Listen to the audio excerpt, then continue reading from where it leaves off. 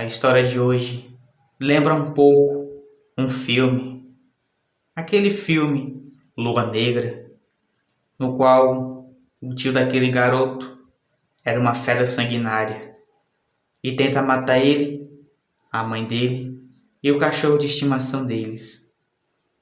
Mas a história de hoje, ao contrário daquela, não é ficção, é a pura realidade. Tudo bem com vocês? Eu espero que sim. Com a minha família, está tudo bem, graças a Deus. Mas há um tempo atrás, não estávamos. E eu vou lhes contar o porquê. Eu tinha um tio. Tinha, pois hoje ele já morreu. E para nossa família podemos dizer que, graças a Deus. Ele morava em um sítio distante da gente. A maior parte da família morava na cidade e ele no interior. Lá onde ele morava, ele cultivava hortas e não havia demais. E a família sempre gostava de passar férias, feriados prolongados junto com ele, pois além dele viver sozinho, lá era um lugar ótimo para descansar. Foi mais ou menos no ano de 1987. Aquele tempo era as férias escolar da maioria das crianças da família, inclusive as minhas. Eu naquele tempo tinha 18 para 19 anos. Faz tempo, mas eu me recordo tudo, detalhe por detalhe, daquele dia. Nós, como não tínhamos disponibilidade de celular naquele tempo, um dos nossos familiares viajou para o interior e avisou que iríamos passar alguns dias por lá para descansar e aproveitar as férias. Ele logo aceitou, pois gostava que a família estivesse reunida. Além do mais, ele era irmão do meu pai. Então, chegada a data, todos se reuniram em um ônibus fretado. E ao amanhecer do terceiro dia daquele mês de férias, todos da família viajamos em direção ao sítio do nosso tio, que ficava distante, quase que divisa com a outra cidade. Quando chegamos lá, o tratamento foi tudo normal. Fomos bem recebidos com um belo almoço, digamos que até mesmo um banquete. Estava delicioso aquela comida. E depois do almoço, ficamos na varanda, como de costume em casa de sítio, e começamos a colocar o papo em dia. Ele estava até estranhando como a gente já tinha crescido tanto, como a gente tinha mudado nossas feições, a nossa voz, mas os nossos costumes nem tanto. Durante a primeira semana, estava tudo tranquilo, maravilhoso, até a chegada da lua cheia. Meu tio, como era de interior, sempre se levantava por volta de 4h30, 5 da manhã, para colher algumas verduras para o almoço e para fazer aquele café da manhã. Durante os 2 dias da segunda semana, foi até que tranquilo, mas a partir do terceiro dia, começou a ficar estranho. A casa dele era de 2 andares, uma casa bem grande até. Eu gostava de dormir na parte de cima, com meu outro irmão, em um quarto, junto com mais 2 primos. Certa noite, acordamos com movimentação dentro da casa. Parecia que alguém caminhava em passos rápidos em direção à cozinha. Mas poderia ser alguém da família com sede, ou então até mesmo procurando o banheiro. E não demos importância, já que a casa estava cheia. Na noite seguinte, aquela mesma movimentação, mas novamente não demos conta que poderia ser alguma outra coisa. Então, voltamos a dormir. Era mais ou menos quinta-feira ou sexta. Era a transição desses 2 dias.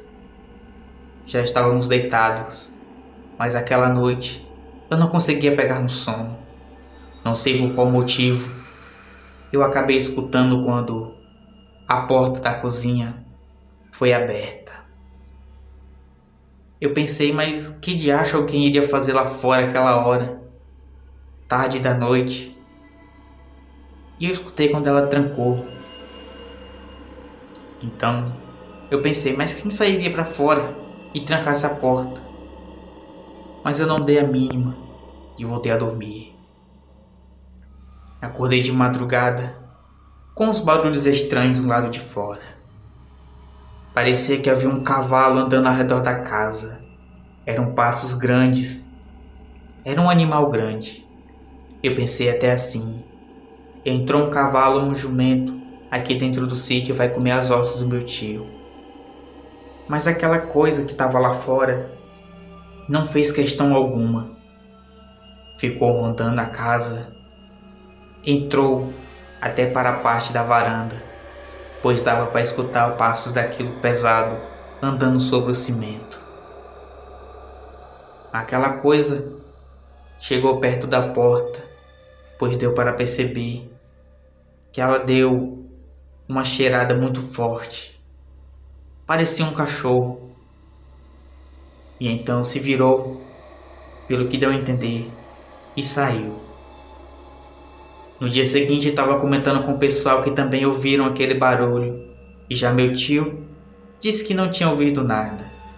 E tinha dormido bastante, pois estava cansado. E não escutou barulho algum. Aquela semana estava quase acabando, quando no sábado começou a cair uma tempestade por volta das 6 horas da tarde. Raios e trovões faziam uma festa lá fora e todo mundo reunido dentro de casa. Quando deu certo horário da noite, todos foram dormir, exceto meu tio. Ele disse que iria ficar acordado mais um pouco, pois estava com um pouco de dor de cabeça. Iria fazer um chá para relaxar e logo em seguida iria dormir. O som dos trovões era alto o suficiente para fazer eco dentro da casa, mas mesmo assim dava para ouvir a movimentação lá dentro.